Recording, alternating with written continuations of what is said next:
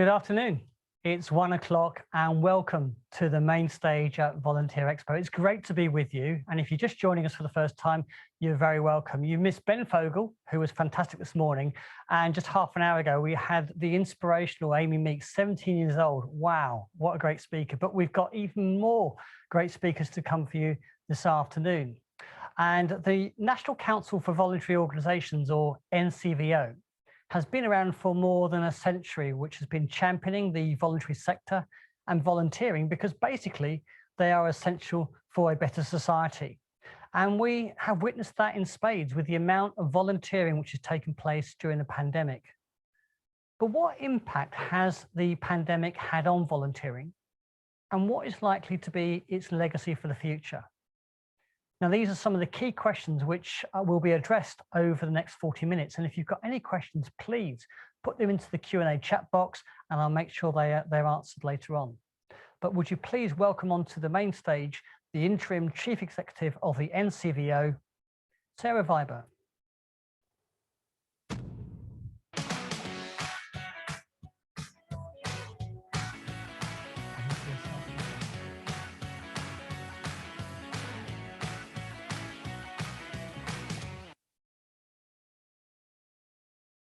Good afternoon.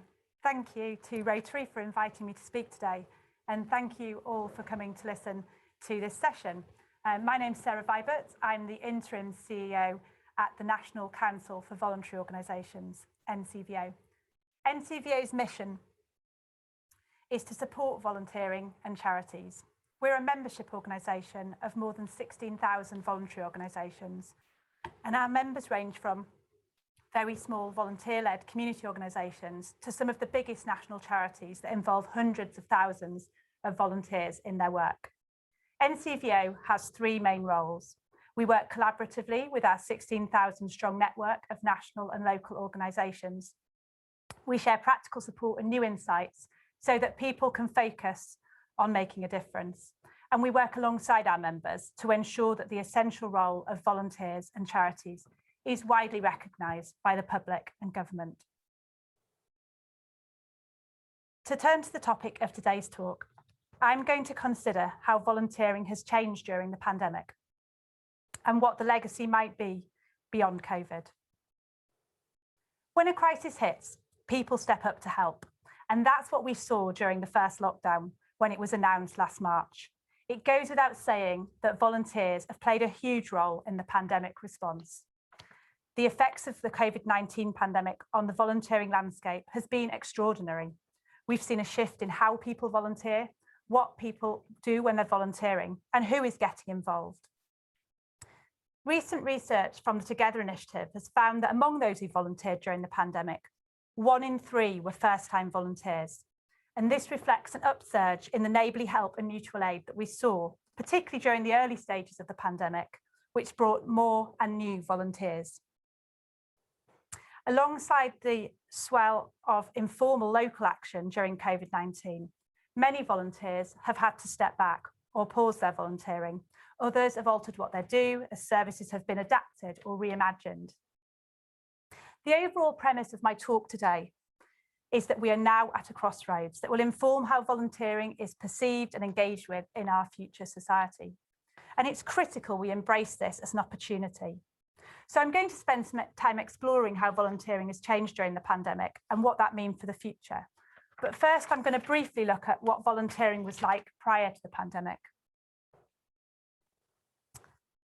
So firstly, to think about how many people were volunteering. So data from 2018 and 19 shows that at least 11.9 million people in the UK, that's 1 in 5 people, volunteered formally at least once a month, with 19.4 million people, that's 1 in 3 people, volunteering at least once a year. So formal volunteering is defined as volunteering through a club, group or organisation. In terms of informal volunteering, around 1 in 4 people informally volunteered. So that's defined as doing something for someone who is not a relative, at least once a month, while half the population volunteered informally at least once a year. And this split between formal and informal volunteering is really important when we come to think about what happened to volunteering in the context of the pandemic. So what did people do when they volunteered prior to the pandemic? So it's probably important to note that volunteering is not restricted to charities. It really forms the bedrock of our society and local communities, including sports clubs, interest groups, neighbourhood watch, charities, churches, PTAs, the public sector, including prisons, the police, trade unions and political parties. And volunteering with one organisation doesn't mean that's all someone does. Around half of those who volunteer will give their time to more than one organisation. The most popular volunteering activities in 2018 were helping to run events, undertaking secretarial or administrative roles, and raising money or taking part in fundraising events. And again, thinking about what people did, that's really important when we come to think about how volunteering changed during the pandemic with the restrictions that imposed. And who volunteered before the pandemic? So in terms of formal volunteering in 2018-19, people aged over 65 were most likely to take part in volunteering, with people aged 25 to 34 the least likely to get involved. People from higher socioeconomic groups were more likely to volunteer than people from lower socioeconomic groups. It's also perhaps interesting to mention the civic core, and that's the minority of people who are responsible for the majority of social action. So that's a snapshot of what volunteering looked like prior to the pandemic. So I'm now going to turn to think about what happened during COVID.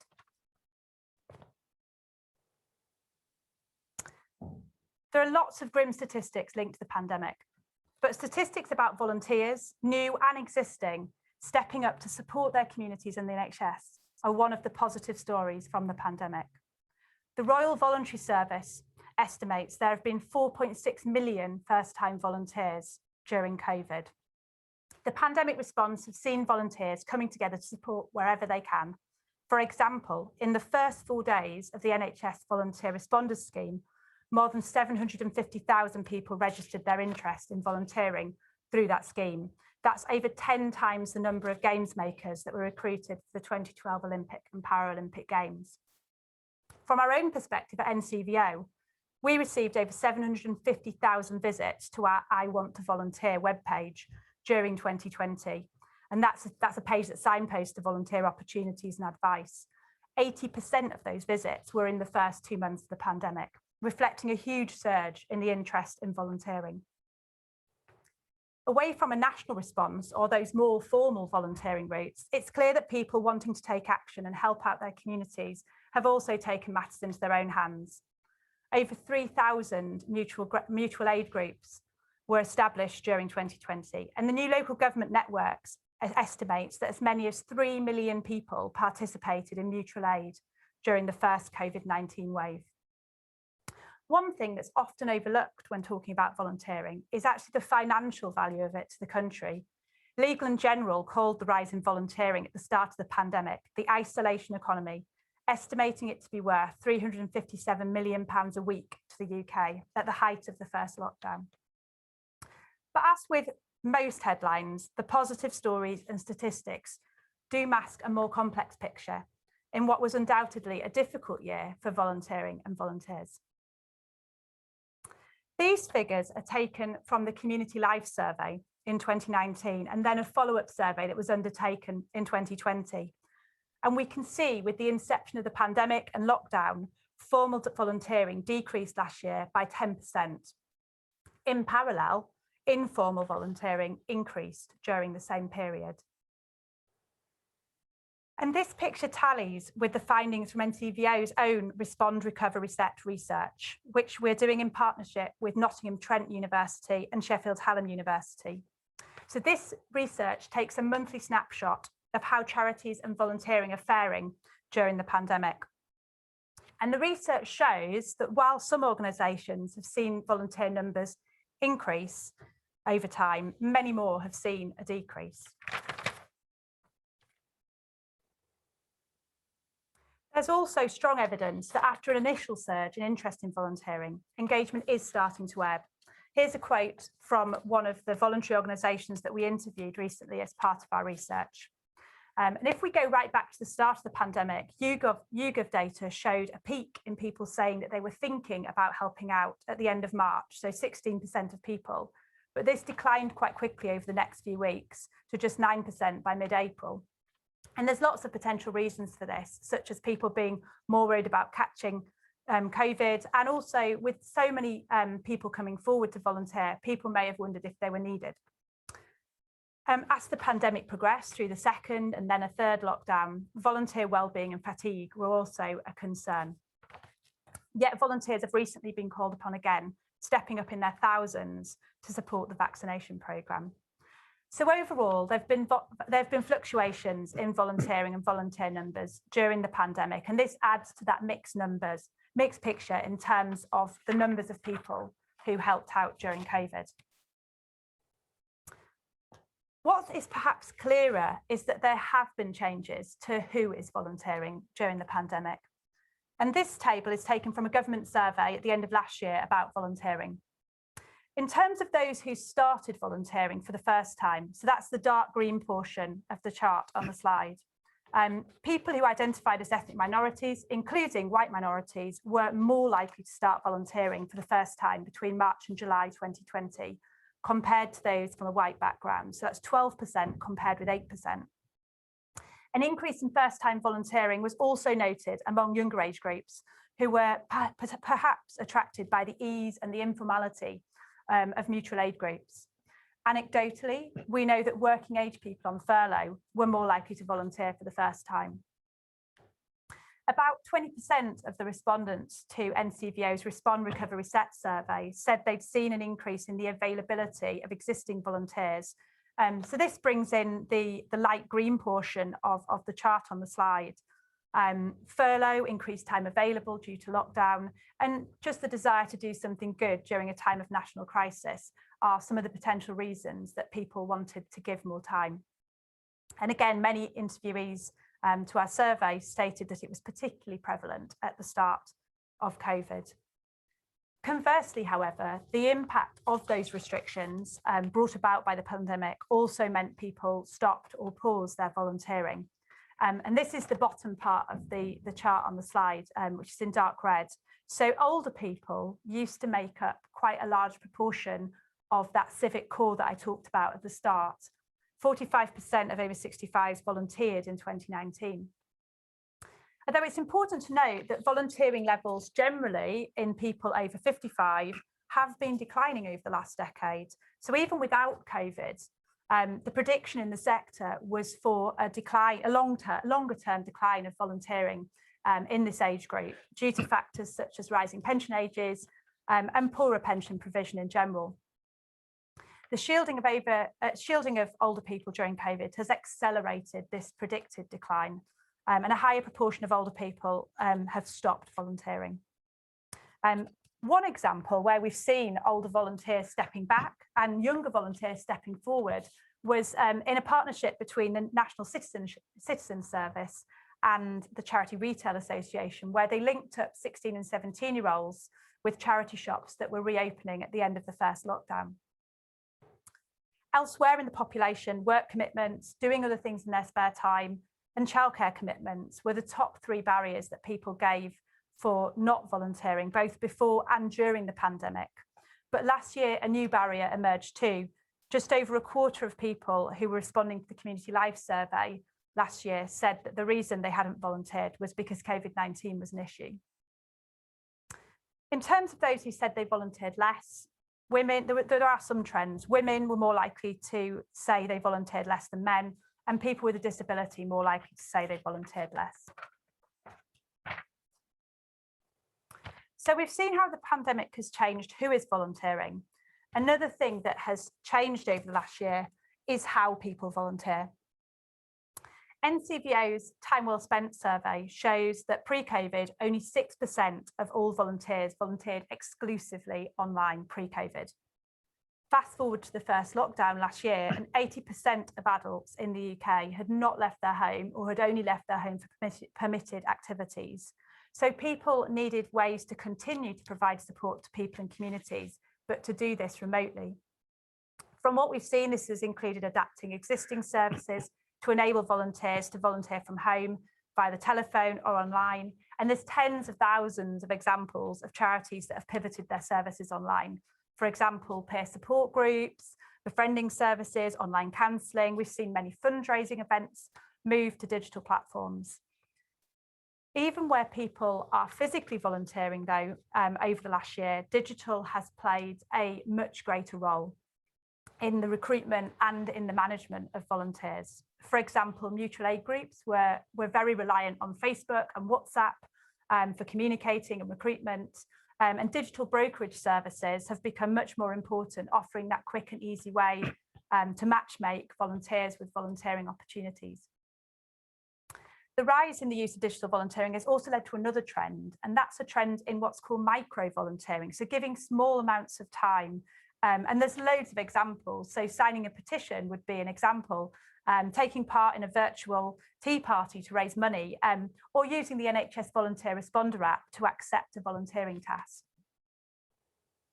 And this is part of a much broader trend in the charity sector. Pro bono economics found that 71% of charities are expecting to deliver more of their services online in future.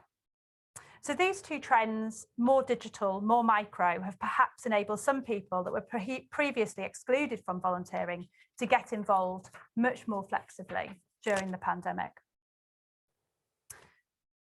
But online volunteering can also exclude people. There is a digital divide. Older people and those on low incomes are more likely to have limited digital access. As well as providing food, we know many charities have been providing data and access to technology as an essential service to people during the pandemic. It can also be challenging to keep volunteers engaged remotely. Lots of volunteers get involved because they enjoy the social aspect of volunteering, and lots of volunteers are really missing those face-to-face interactions. And of course, not all volunteering translates well online or into micro-volunteering opportunities. In fact, we've seen a drop in demand for certain services and therefore volunteering activities. And these new barriers have prevented some regular volunteers from taking part over the last year.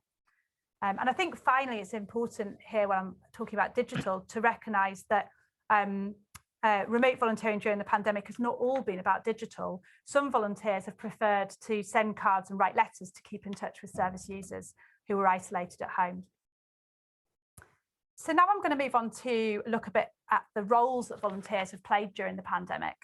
And prior to the pandemic, as I said, one of the most frequently cited volunteering activities was organising events. So 4 out of 10 volunteers saying this was the volunteering activity they carried out. And obviously this has changed due to social distancing restrictions, although we know some events have moved online. Covid restrictions have also meant some volunteer activities have stopped altogether. So one example would be charity shops being closed at the times when non-essential retail was not allowed to open. And it's worth noting the link between these two volunteering activities, events, charity shops. They're all a critical part of how charities raise income, which has also taken a big hit during Covid.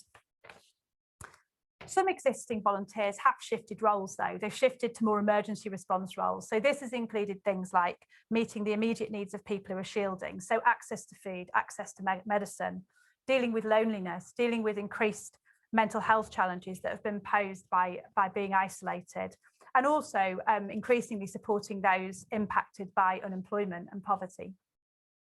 But also volunteers have been involved in things like making protective equipment for healthcare workers, as well as continuing some of those roles that have always been there at the heart of communities.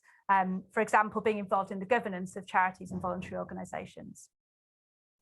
As we follow the roadmap out of lockdown, the vaccination programme has presented further volunteering opportunities, and roles have been formed where the volunteer is working directly with paid staff rather than just alongside. So clinically trained volunteers giving vaccinations.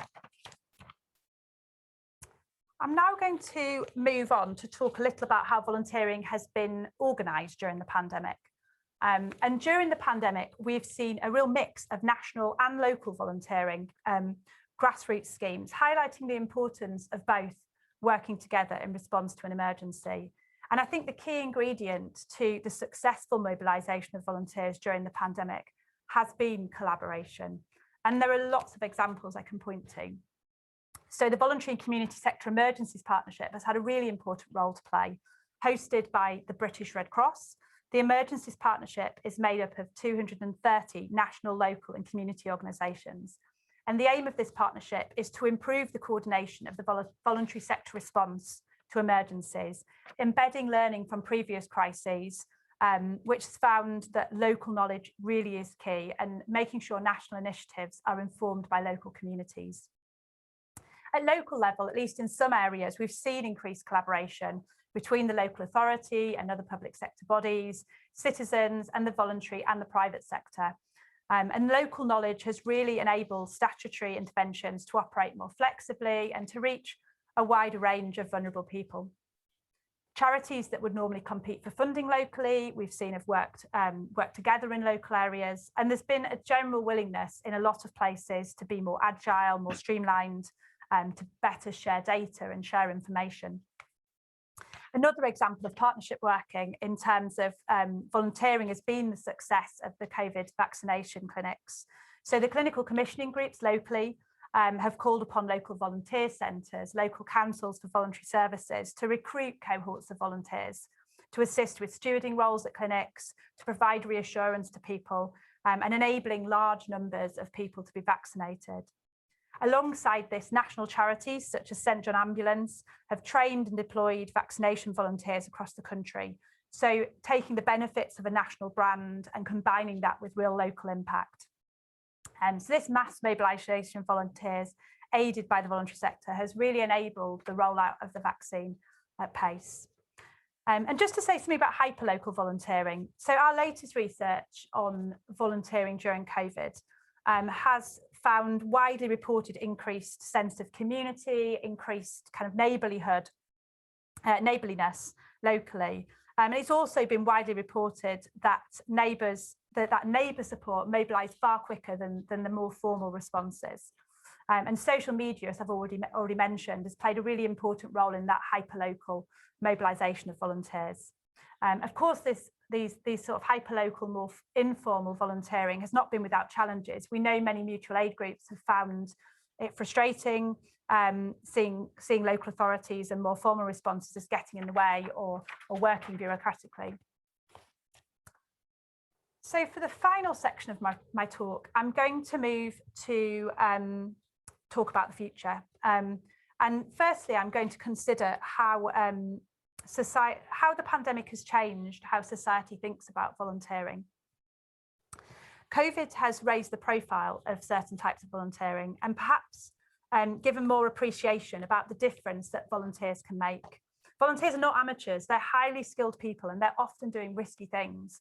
And there's been a new acknowledgement in the media and a new political interest around these heroes that have supported during the pandemic. In terms of the government interest, Danny Kruger MP last year wrote an important report about the future of civil society with a huge emphasis on volunteering. Also of interest to the government is the economic value of volunteering and its role in supporting people into employment. In terms of health policy, there's a real growing interest in the role of volunteering and its link to personal well-being. And also its role in reducing health inequalities. And if you're interested to find out more about the link between volunteering and health inequalities, NCVO is hosting a topic next on this topic. And this positive story for volunteering and volunteers also plays out in the general public.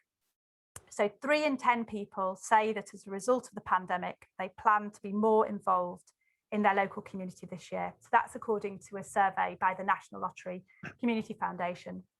And the same piece of research found that 7 in 10 people feel like they're more part of their community. And over a third say that volunteering during COVID has made them feel even more so. And the majority added that local community groups, projects, volunteers and charities deserve more recognition. So I'm going to go on a slight tangent here to pick up on the importance of recognising the contribution of volunteers.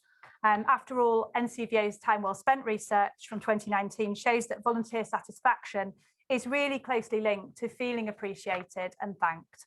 And we've got a few opportunities coming up where we can stop and thank people for their efforts over the past year and also to engage them in volunteering in the future.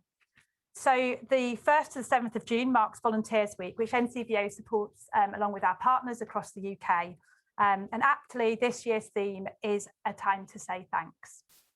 So we're encouraging organisations to recognise and thank all volunteers who've supported our communities during COVID and all those who would have usually volunteered but have had to step back because of the barriers of the pandemic. And you can find out more about Volunteers Week at a workshop we're hosting tomorrow at 1 p.m. But Volunteers Week is not the end of it.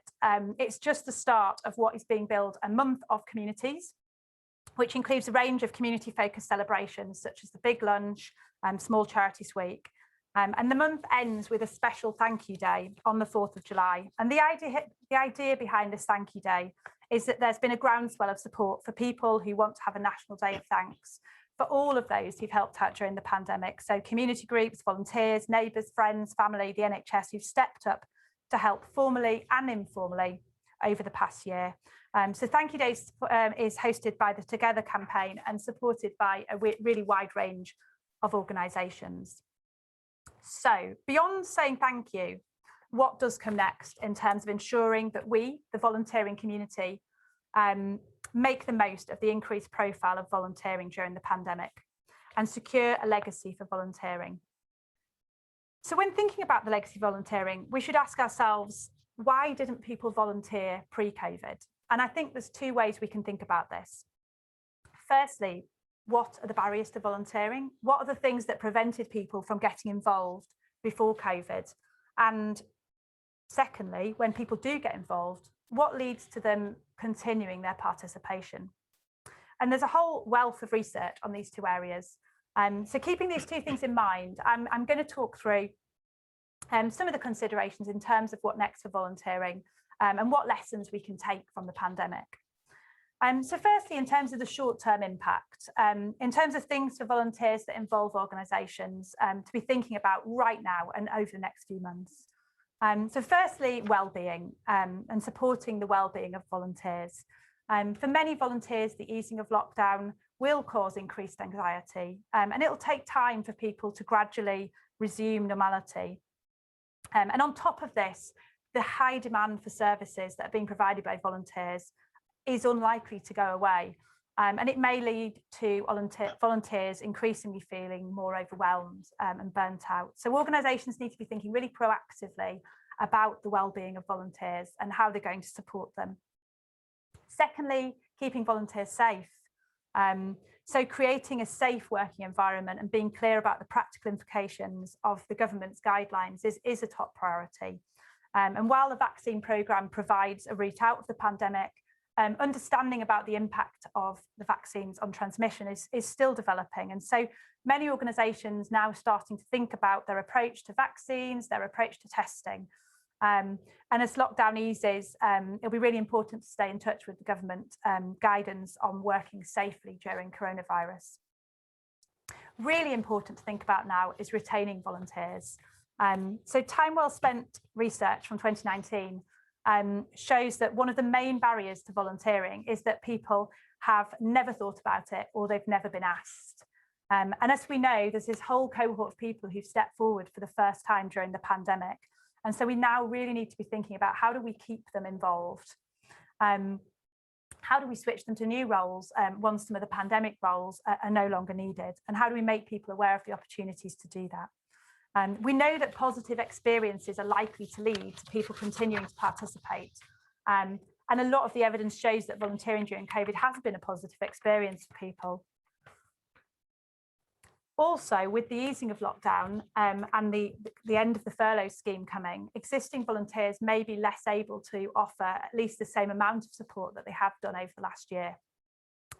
So organisations need to be thinking about the different needs of their volunteers as lockdown eases, and it may require more flexibility. Equally important is re-engaging past volunteers. So again, there's another cohort of people that we know step back during COVID, and hopefully we've been keeping them engaged over the last year, and at the right point, once it's safe to do so, we need to think about how we re-engage them in volunteering activities. And I think it's a real challenge that the pandemic has presented. For some people, it's interrupted the kind of rhythm and routine of volunteering, and it may be quite hard to get people back involved. So we need to be thinking about kind of what we do to re-engage those people and what policies we need to put in place. And then the final kind of short-term thing before I talk about some of the longer-term lessons, I would say, is that some people are predicting a short-term volunteering slump. And the reason for that is simple. The nation is likely to go on holiday or go and visit family or go and visit friends as soon as we're able to do so again. And that will include people who are volunteering. So moving to some longer term lessons. The first thing I wanted to talk about was managing risk versus getting things done. And I think what's been interesting is during the pandemic, we've seen more formal organisations adopting more informal ways of working in order to respond at speed. And similarly, some of those informal groups that sprung up at the beginning of the pandemic, some of them are now moving towards more formal structures. So I think charities in particular, voluntary organisations need to be thinking about where's that balance between managing risk and getting things done. And I think for some potential volunteers, having too many processes can be off-putting, and some of the spontaneous volunteering that we saw during the pandemic really helped get some people involved who perhaps didn't want to go through more formal processes. But of course, there are benefits of volunteering for a charity, and so charities really need to think about how they can capitalise on that. There's also been a lot more talk of what's known as volunteer passporting. And so this is putting in place processes so volunteers can move seamlessly from one opportunity to another. And so passporting won't be relevant for every opportunity, but it is a great solution where volunteers want to move easily from one organisation to another. So one really good example would be the vaccination volunteers, who perhaps don't mind which organisation they're volunteering for, they just want to help out with a national effort.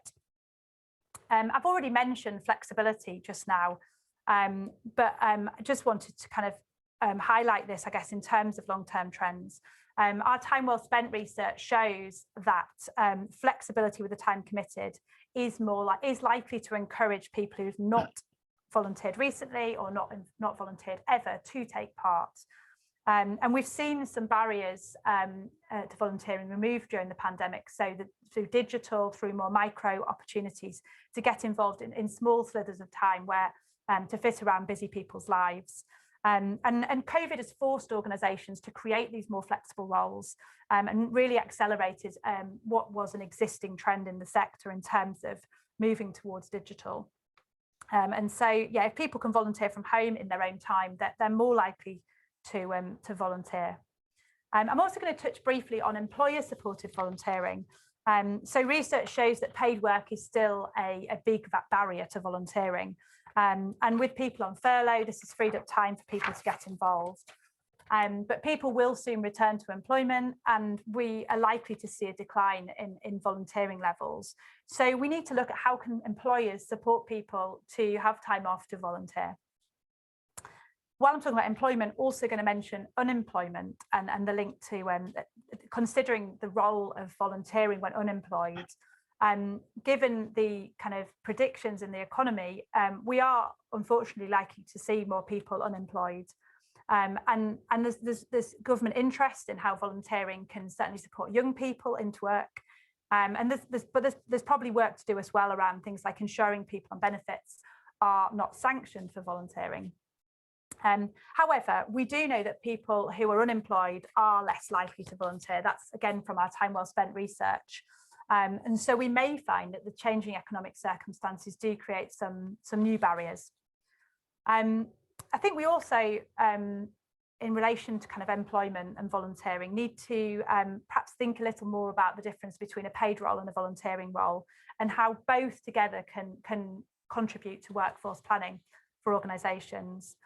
Given the different roles volunteers have taken on during the pandemic, we've got an opportunity to challenge the stereotype about what volunteers can or can't do.